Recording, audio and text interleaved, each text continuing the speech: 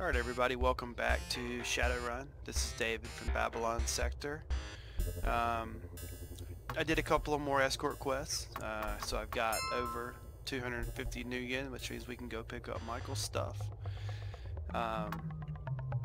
So let's go to the Stoker's Coffin Motel and see what Michael left from before he died. So I'm here to pick up Michael's stuff. He says, you can read it yourself, but basically, you know, he skipped on his bill, his stuff's in his room, and now I have to pay to get it out. So it says the creds roll off your stick, and in return you are handed a crumpled plastic box. Opening it, you find a scented letter, a cyber deck, a wristband, and 2 holopicks. And this kind of begins your ultimate quest of finding what happened to your brother and bringing his killer to justice. The letter says, Michael, I don't trust our Johnson, and neither should you. His story just doesn't wash, and you know it. I'm out on this one, and I hope you are too. I'll wait for you at the Terraslar City Inn in Pulia Barrens. One kind of common theme in Shadowrun is that, and this is particularly the case in the pen and paper role-playing game, it is that your Mr. Johnson is always going to try to find a way to stab you in the back. Treachery, double-crossing, it's all in a day's work with a Shadowrunner, so you have to kind of be aware of that. We also get a cyber deck, so we can access the Matrix. Because I chose the Samurai, I actually don't have a data jack, which is literally a hole that is surgically bored into your brain where you can physically interface with the Matrix. I can get one of those at some point. It's really not important right now, although cyber runs are a super easy way to make a lot of money really quick, which we're kind of working our way toward. And we get a medical wristband, and that means if we die, we get dropped off at the hospital. We do lose 10% of our total money, though, as sort of a result. And then we got a couple of contacts. Dr. Ivana Haversheen at Seattle General Hospital, and Mr. Caleb Brightmore, another Mr. Johnson. And what do you know? 500 new yen. So if old Stoker wasn't such a jerk, he'd actually come out ahead on this one. So as you can see, we've got 545. I want to do a couple more missions because we need to get to a little under 700 to get a really good weapon. So let's go ahead and do a couple more runs. We're still not anywhere near where we need to be for ghoul runs, so we'll just deny that. Yeah, man, this guy's giving me a lot of ghoul runs early on. Wow. Guess there's a real bad ghoul problem in the Redmond Barrens. There we go. We're gonna go from Boris's greenhouse to the jump house again. We're just trying to grind a little bit of money out. The other thing is, as we do missions, we get what's called karma, and karma can be used to add to these skills and begin to level up. My kind of plan is to work on quickness so that when I do fight I can kind of keep kiting them around. But things like, and you can see, I mean, body, physical resistance, and you can see how I got, you know, throttled pretty hard by those gangsters. So that would help me sort of stand in there and fight a little bit more hand to hand if I needed to, or be able to take a hit. Quickness to me is super important. And it also helps you in cyber combat, which we'll be doing some later. Strength, I really don't tend to mess with because I don't really use a lot of the claws, but I have seen people that can really go crazy with the claws and just kind of Wolverine style just start ripping through people, but it's just not my style. Charisma is a hugely important stat, because you will get a lot of random events where you have to kind of talk your way out of them, and So charisma is something that we will increase over time, and it also decreases the hiring price of other Shadowrunners.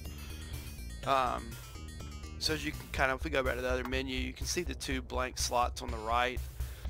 So we can actually hire other people, and there's, you know, a variety of other people. There's some deckers, some magicians, and a couple other samurai.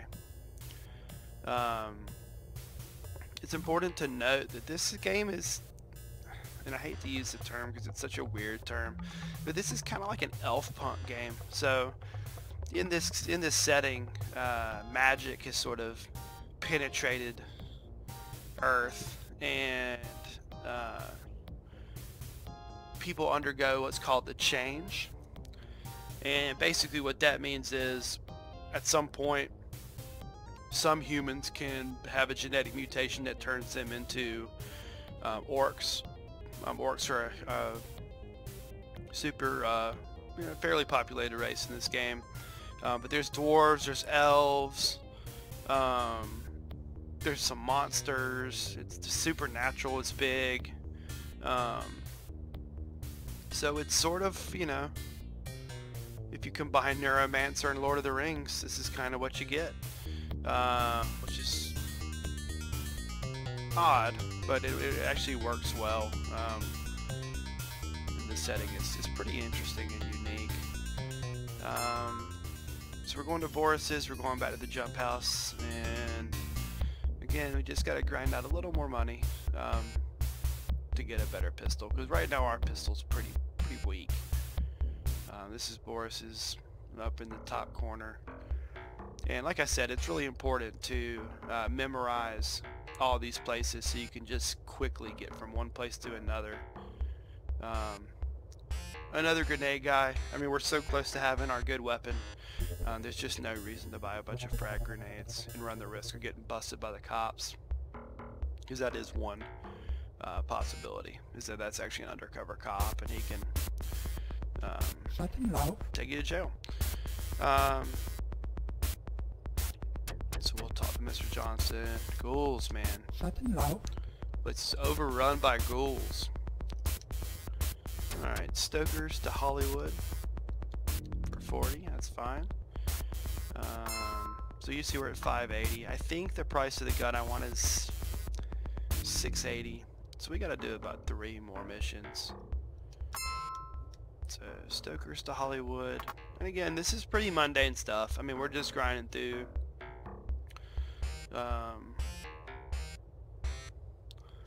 just a few more missions to be able to afford the gun. And when we get that gun, then we can really start tackling some of these ghoul missions, and you can really rack them up because you get paid by the head. And theoretically you could just force them to spawn indefinitely. So there's ways you can grind out several thousand new yen by just clearing out entire dens of ghouls. We'll go from Shiaway's nuke plant to the jump house. One cool little trick is anytime you have a quest that starts or ends at the jump house, it's super helpful because it's right there. It's just one less place you have to move. And we're taking this package back.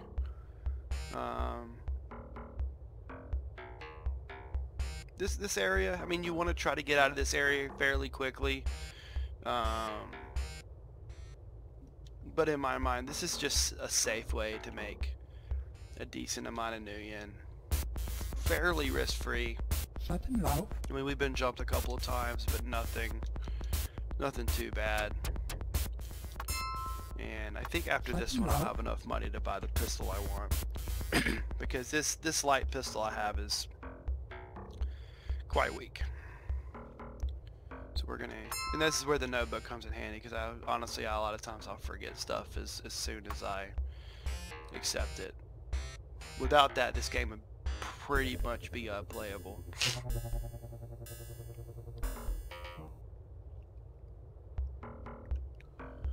And we're gonna escort this guy over here, and then we'll have enough money to get the gun we need. And as you can kind of see, this is kind of a burned out section a town. This game takes place in a very dystopian future. Sort of your typical cyberpunk things apply. And I did not mean to go here. So this building over here is the Ares Weapon Emporium. These are the guys who are going to sell you the street legal type weapons. There are people who will sell you sawed-off shotguns, submachine guns that are illegal. You also have the street grenade dealers, but these weapons, they won't get you in trouble if you get stopped by the cops. So as you can see, we got some various weapons here. This is one we currently have, and I'm actually going to go ahead and sell that. So you can kind of see, and it'll give a brief description. Light damage, light power, light damage, light power. But this one, medium damage, high power. Now we can look at this one and it has medium damage, brutal power, but if you look at how much ammo it holds, you'll be blowing through ammo like you wouldn't believe. And then this one is just cheaper than the Predator heavy pistol, but I prefer the Predator over anything. And I think that's pretty much the gun that most Shadowrun aficionados will say is your best bet. So we're going to buy the Predator. And we're also going to buy a few more clips.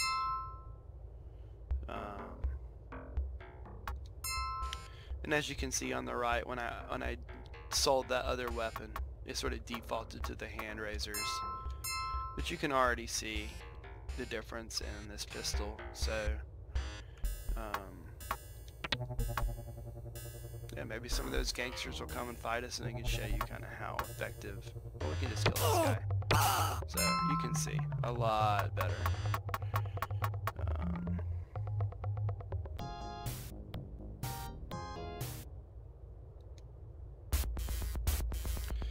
Actually, before we take any more quests, I will go ahead and spend some of my karma to sort of level up some of my attributes. Because I've got a decent bit, probably 12, yeah.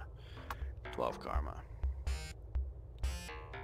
The way you do that is you go to a hotel, and this guy is charging $20 a night, which is really cheap in 2050 prices. And like I said, my main goal is to get quicker earlier. So cost 4 to upgrade to 4. We're going to do that. We still have 8. We're going to do another upgrade to 5.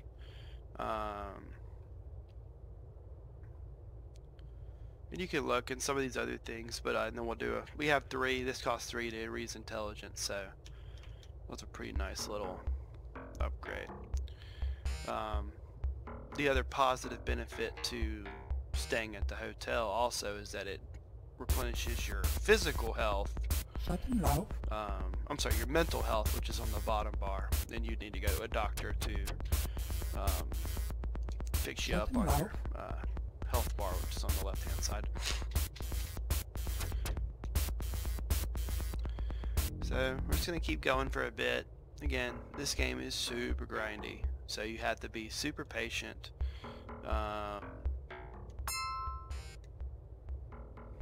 The money will come in time, but it can be sort of a bit of a grinding experience. I mean, the good thing is that mission took all of 10 seconds. So it's not like there's a huge level of difficulty here. Now, as we get on to better and bigger things, there's a lot of more difficult challenges. So some of the other available mission types are hacking runs, where you kind of have to go into the matrix and retrieve data files, delete files, give a guy a raise in his computer system, you know, crash someone's network. So just typical hacker stuff. there's runs, really the hardest ones are actually corporate runs, where you actually sneak into corporate arcologies and steal items, extract people, and those can be super difficult, and we are nowhere near the level to do that. So this, like I said, this is a role-playing game, sort of like along the lines of Dungeons and Dragons. Pen and paper. They use D6s in this game, unlike the D20s in Dungeons and Dragons, but it's the same concept. There's the equivalent of a dungeon master, and he basically sets the scenarios that the players have to do.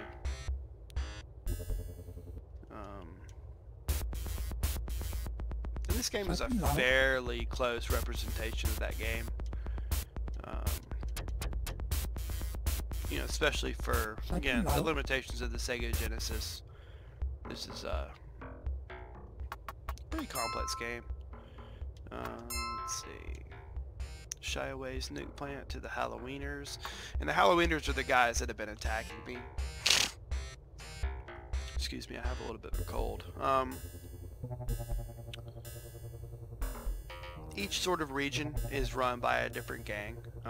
These guys that have the crazy Halloween masks are the Halloweeners. And they're pretty scary dudes. You don't want to really mess with them. I need to get the nuke plant.